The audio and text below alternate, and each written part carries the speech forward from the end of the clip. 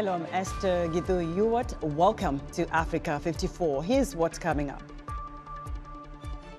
British Prime Minister Rishi Sunak calls on the House of Commons to pass his plan to send asylum seekers to Rwanda a day after surviving a threatened rebellion by some in his party.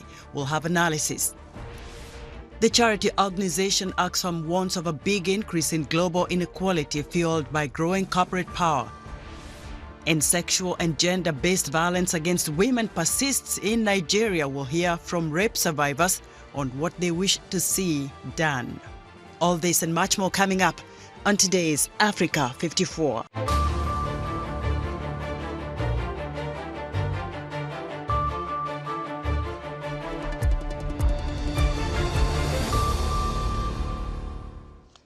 We begin in the United Kingdom, where British Prime Minister Rishi Sunak is calling the issue of illegal immigration an urgent national priority, saying he is prepared to ignore orders from the European Court of Human Rights, which has imposed a temporary emergency injunction on deportations of asylum seekers to Rwanda. In his statement to the media on Thursday, Sunak says it is important to fix the problem of illegal immigration. His comments to the press comes just a day after he overcame a rebellion by conservative lawmakers on his proposed law to send some asylum seekers to Rwanda. Sunak faced down the rebellion by right-wingers in his Conservative Party by offering token compromises to those who demanded that he toughen a new bill to tackle illegal immigration in moves centrists feared could breach human rights protections. UK Prime Minister Rishi Sunak's government wins the backing of the elected House of Commons for his controversial plan to send migrants to Rwanda. To learn more about this controversial plan, VOA's Paul Ndiho spoke to Yasmin Ahmed, the United Kingdom Director at Human Rights Watch. We know that the emergency Rwanda legislation has now been passed by the House of Commons and it will be going to the House of Lords. By way of background, this legislation is being rammed through Parliament by the government in response to a Supreme Court judgment of the UK court late last year, where they found that Rwanda is not, in fact, a safe country for the UK government to be expelling asylum seekers to. The government obviously did not like that judgment. And so what they are attempting to do now is pass legislation which essentially overrules what the Supreme Court says. And they also have sought to sign an agreement with Rwanda to try and remedy some of the problems that were highlighted by the court. Interesting point there. So the Supreme Court has already ruled on this, but then the government has in a way figured out how to circumvent the ruling and turn it into some kind of law that actually allows the government to take asylum seekers to Rwanda. The Supreme Court has made a judgment on the basis of factual information before it, and that factual information included information provided by Human Rights Watch about the situation on the ground in Rwanda, which, as anyone who's following the situation or who in fact is in Rwanda will know, is extremely problematic. There is, unlawful detention, extrajudicial executions. There is, continued repression of political opposition in Rwanda. There's severe restriction on freedom of expression. There are many problems with the human rights situation in Rwanda, which we made very clear to the government themselves and which were raised by the court. In addition, including to the fact that the judicial system in Rwanda is not sufficient to ensure that there would be, that persons, asylum seekers would have a fair hearing before the court and that they wouldn't therefore be subject to expulsion to places where they are not safe. Rwanda has vehemently denied some of the allegations that Human Rights Watch has documented. Other rights groups have documented, saying that Rwanda is not a safe place. In fact, they have gone on to say that Rwanda is arguably one of the safest places. They have put laws in place to make sure that if these asylum seekers shipped to Rwanda or airlifted to Rwanda, they will be safe and secure? It is incredibly far from the truth. I mean, we've been documenting the situation in Rwanda for decades now, and it is very, very clear that Rwanda is an incredibly repressive state that is subjecting many individuals, including those that are in any way oppose the current government in Rwanda, subjecting them to indefinite detention, to other forms of harassment. That was Yasmin Ahmed, United Kingdom Director at Human Rights Watch. Now to the Somalia-Ethiopia dispute over Ethiopia's deal with breakaway region of Somaliland. Tensions in the Horn of Africa are escalating after landlocked Ethiopia reached a memorandum of understanding with Somaliland this month that gives it access to the sea. Somalia says there is no room for mediation in a dispute with Ethiopia unless Addis Ababa cancelled a controversial deal with the breakaway region of Somaliland. The African Union is calling on two countries to exercise restraint, de-escalate and engage in meaningful dialogue towards finding a peaceful resolution of the matter. Mugume Davis Rwakaringi is covering the Intergovernmental Authority on Development Summit in Uganda and has more. The biggest problem with regional groupings is conflict at political level. Political leaders side with one faction and fight the other. And that's why they fail to address conflict as overall, because they take sides. Instead of working to fix countries that are under conflict for their citizens, they take sides with factions. In some of these conflicts, IGAD needs to look outside the region to get neutral mediators to end conflicts in the Great Lakes region and in the Horn of Africa. Mugume Davis Rwakaringi filed that report. The 5 defeated challengers in the disputed Comoros presidential election are calling for a national day of protest against President Azali Assoumani's re-election. Meanwhile, the Interior Ministry of Comoros says an overnight curfew was imposed following violent protests against President Assoumani. The army fired tear gas to disperse protesters in Moroni. And for more on the tension in Comoros, I'm joined by VOA reporter Abdushakur Aboud, who is a native of the Comoros. Shakur, what are you learning about these tensions in the island? The tensions are high in the Comoros. Today, there was a demonstration by youth who were challenging the military and challenging the government, which has banned demonstrations. And there has been a lot of chaos in the middle of the town of Moroni and other places. There is 1 person dead and 5 injured, according to health officials in Moroni. So the situation is very tense. Heavy rains in Moroni dampened a little bit the demonstrations and the fighting, but there is fear that tomorrow, following the 5 candidates calling for a national day of protest, there will be a lot of protest tomorrow all over the country. And now, has President Assoumani reacted to these tensions? Up to now, he has given no statement since he gave the first statement after winning or after being announced the winner of the elections. He has not given any statement. But according to sources which I've talked to, they are calling for talks with the opposition. But the opposition is saying they are not ready for any talks. They want the elections to be cancelled. The results they believe are not fair. So they want new elections. So question of elections or talks is something that they're not ready for. Now, what's likely then to be the next, process to quell this crisis? The problem is that most people and observers are saying this is the first time Comoro has experienced such violence after elections, and it looks that the people are really determined. The opposition, and especially the youth in different villages, they are determined to go along with this. So the only way forward, according to experts, is that Azali talks with the opposition and propose a government of national unity and a transitional government to prepare the next elections. That's the only path they see which is favorable to be able to solve this problem. Well, he is the chairman of the African Union, and the question is, has the African Union, reacted to this crisis? African Union, I've not seen any statement from African Union. I saw a statement from the United Nations calling on the army and the police officers to use restraint, but there hasn't been any official statement from the AU or any officials of the African Union. Observers from AU who were in the Comoros had to leave their hotels using boats to the airport because the roads have all been closed today, and they have not given any statement at this point.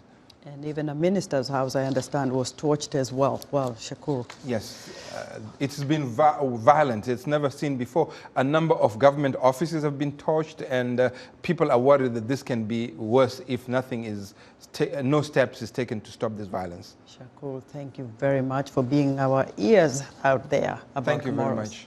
Viewers, I'm Shakur Aboud, reporting on the political situation in the Comoros Islands.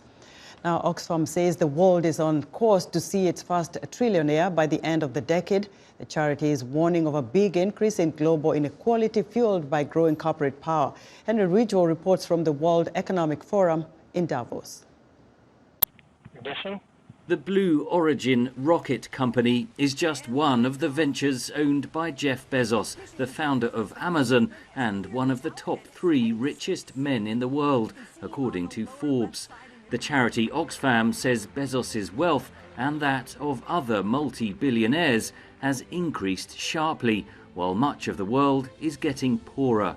The world's richest 5 men, and they all are men, I should add, have more than doubled their fortunes this decade since 2020. And that's at the top, while 5 billion people, nearly 5 billion people have been made poorer. At current rates, the world will see its first trillionaire within a decade, while it'll take over 2 centuries to end poverty. Oxfam says the global economy has entered a new era, in which corporates are funneling immense wealth, but also control over our economies into the hands of an ultra-rich few. Bezos and other multi-billionaires say their companies generate taxes and jobs. The Oxfam report was published as world leaders and top executives arrived in the Swiss ski resort of Davos Monday for the annual meeting of the World Economic Forum. The summit is being overshadowed by wars in the Middle East and in Ukraine, which has constructed an exhibition in the center of Davos showing the suffering caused by Russia's invasion. Ukraine needs help. Ukraine needs all support and all weapons it can get to be victorious, not just because this is defense of Europe's freedom, because it is defense of life itself. Ukrainian President Volodymyr Zelensky is due to address the summit later in the week, and there is speculation that he could meet China's Prime Minister Li Qiang, a key ally of Moscow. The Davos meeting will address high global debt and interest rates, along with new economic challenges and opportunities, especially artificial intelligence, or AI. I think it's important to think about the opportunities for good. And it's not spoken about enough, but I think you're going to see some pretty incredible things coming as an output from AI. And I hope people don't discount that or forget it. Critics argue the Davos summit is an undemocratic get-together for the global elite. Its supporters say that in an increasingly fractious and uncertain world, dialogue like that taking place at Davos is vital. Henry Ridgwell, VOA News, London.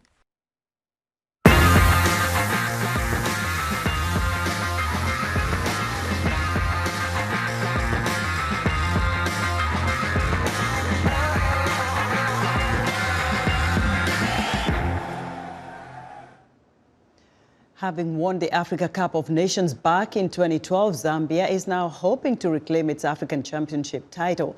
Mo Kasibuk has more from Lusaka, Zambia. The Chipolopolo, Zambia's national soccer team with its 30-man squad under the watchful eye of coach Avram Grant, has been in training, gearing up for the Africa Cup of Nations. While back home, spirits are high as fans prepare to cheer on their team. We are so confident as a fan that this trophy is definitely coming home. Zambia is back at the Africa Cup of Nations. Africa, watch out. We are expecting the best from them. Some fans say the use of different platforms during the tournament to root for the Chipolopolo will help boost the team's morale. Let's make it memorable. Let's utilize social media to encourage the boys, and let's utilize whatever challenge we have to get to reach them and encourage them. The Zambia national team has faced numerous challenges over the years. The most significant loss was in 1993, when the then team members perished in a plane crash off the coast of Gabon after a refueling stop. 30 people on board a chartered Zambian Air Force flight, including 18 players of the national team, were killed. Today, Zambia's soccer team members see the tournament as an opportunity to reclaim their spot at the top. Ruben Kamanga, the General Secretary of the Football Association of Zambia, says although the Zambian team missed out on winning in the past, they now look ready for the challenge. Well, I think that for us it's exciting times because after missing out on the last few editions, Zambia is back, and it's back, I believe, with a bang. And in this particular appearance, I think the guys look very, very strong. That gives you the confidence that they are not intimidated. And soccer analyst Eric Kasomo says he is hopeful the team will bring pride to the nation. If you ask me how ready they look buoyant, they look good in the pictures and the videos that we are receiving from their training base. They look like they are ready for the showpiece. So probably the Copper Bullets, Polo boys as you call them, they will be in the tournament with their most favored formation of a 4-3-3 formation, and I would rate their preparedness as above average. The Zambia team was drawn at the preliminary group stage, which will see it face other groups from the Democratic Republic of Congo, Morocco and Tanzania. The Chipolopolo team will be among 24 participants joining the 2024 Africa Cup of Nations, or AFCON, which began on the 13th of January and will continue until the 11th of February in Ivory Coast. Mokasibuku, VOA News, Lusaka, Zambia. It's time now for the Africa Cup of Nations update, and joining me now from Ivory Coast is VOA's Mukbil Yabaru. Hello, Mukbil. Hello. How are you? I'm good. So what matches are being played today, Mukbil? At the moment, Equatorial Guinea just played with Guinea-Bissau 4.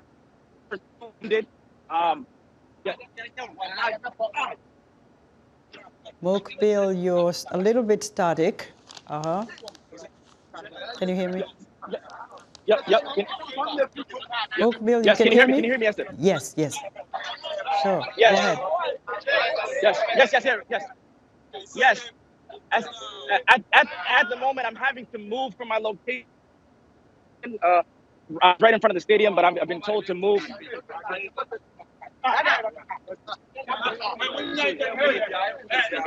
I've lost you, Mukbil. I can hear you. Where are you? Yeah. Can you hear me? Yes. So Yes. So I'm Ghana-Egypt game. I'm right in front of with me saying that they're having difficulties, and the officers are moving these from the space that I was at, about 200 meters in a different direction at the moment. I'm in front of Stage Felix Stadium. very nice stadium there, but I don't see you well. What are your thoughts then on the Nigeria versus the Ivory Coast games? That should be a very good game. It's very important for both teams. Ivory Coast and Nigeria is going to be very tough clash, and I feel like both teams need to. It's a must-win, especially for Nigeria. And Mukbil, what more can you tell us about the clash? More so than anything else, Ghana and Egypt is a very important game for Ghana. We have some fans that came all the way from Ghana, unable to get tickets to the game, and they're really trying to get into the game. It's a very important and crucial game for Ghana as well. And how excited are these fans outside the stadium?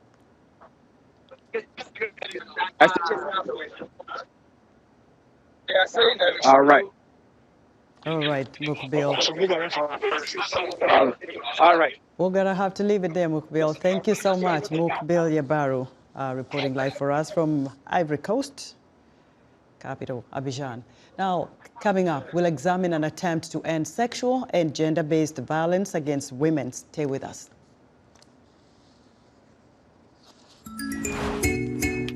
Substance abuse, including alcohol and illicit drugs, negatively impact those who abuse them, their families and society, often with serious health and financial consequences.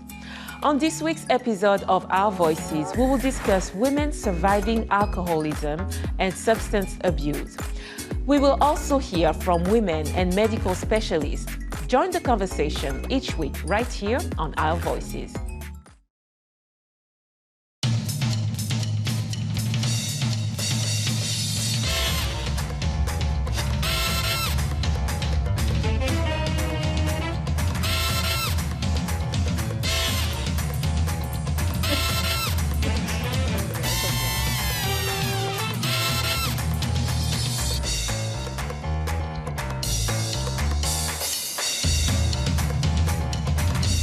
Okay, sure. You're watching Africa 54 from the Voice of America headquarters here in Washington, D.C. In other news, the United Nations Children's Fund is disturbed over a cholera outbreak in Africa that has spread to at least 10 countries, describing the situation in Zambia and Zimbabwe as very serious. Ethiopia, Mozambique, Tanzania, Somalia, Zambia, and Zimbabwe are in acute cholera crisis, and 3,000 people have died. A Sierra Leone High Court is allowing former President Ernest Bai Koroma, charged this month with treason, to travel abroad on medical grounds. Koroma, 70, was charged with 4 offenses for his alleged role in a failed coup attempt in November. And Italy's hard right-led government started regulating maritime rescue charities a year ago in hopes of curbing their arrival of asylum seekers. Aid groups now say Italy's procedures are leaving vulnerable migrants on the high seas for days.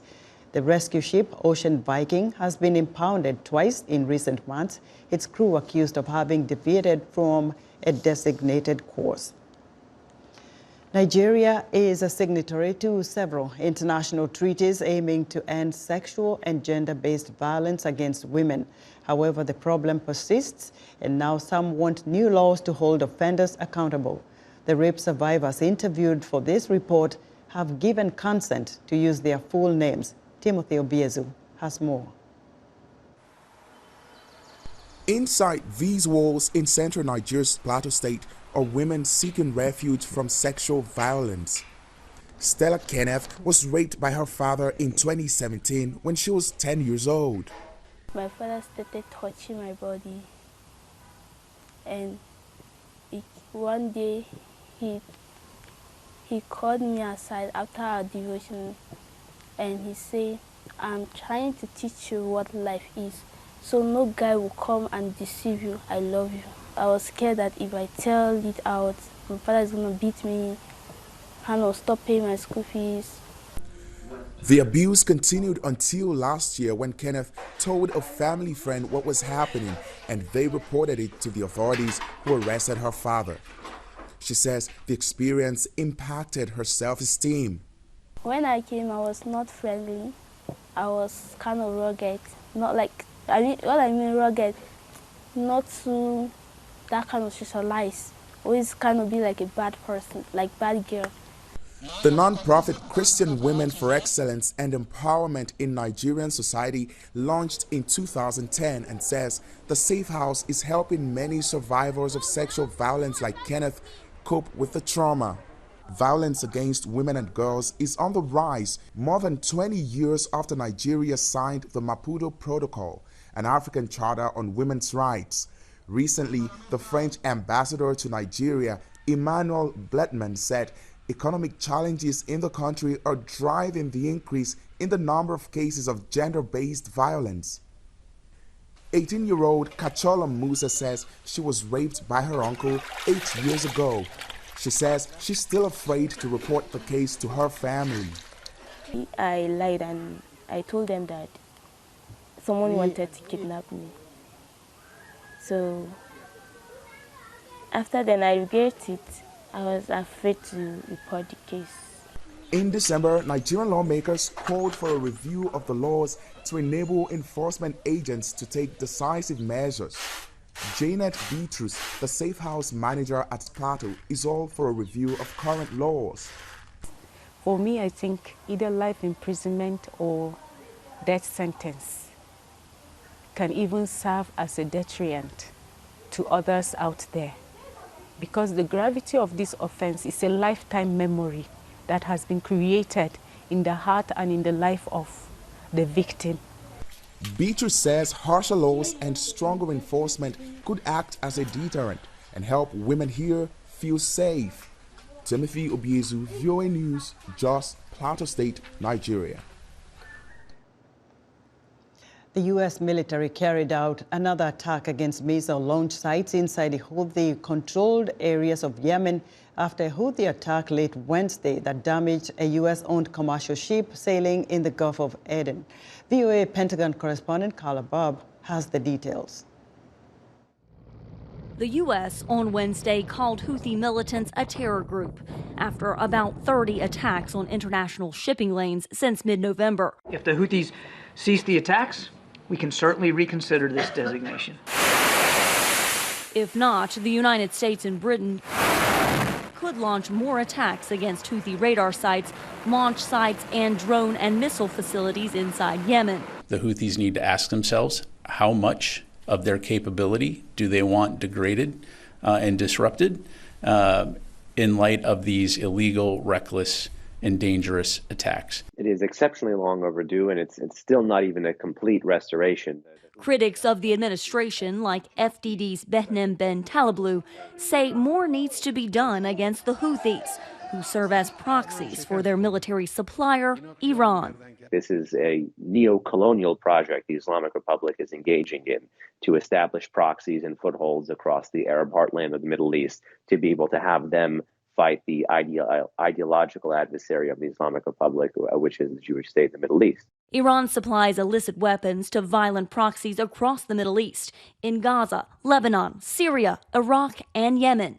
This month, U.S. forces boarded this small boat off the coast of Somalia and confiscated several advanced conventional weapons bound for Yemen and made by Iran. Iran denies supplying the Houthis with missiles, despite repeated evidence to the contrary. Iran has this proxy strategy which aims to put distance between it and threats and to create deniability. But with this newfound missile power, the regime is actually quite content in showcasing this itself. Tehran carried out deadly missile strikes inside Iraq and Pakistan this week, angering its neighbors. Islamabad recalled its Iranian ambassador as Iraqis in the northern Kurdish region launched massive protests. Carla Babb, VOA News, the Pentagon. And that's our show for today. Be sure to watch Africa 54 on our website at voaafrica.com. From all of us here in Washington, thanks for watching.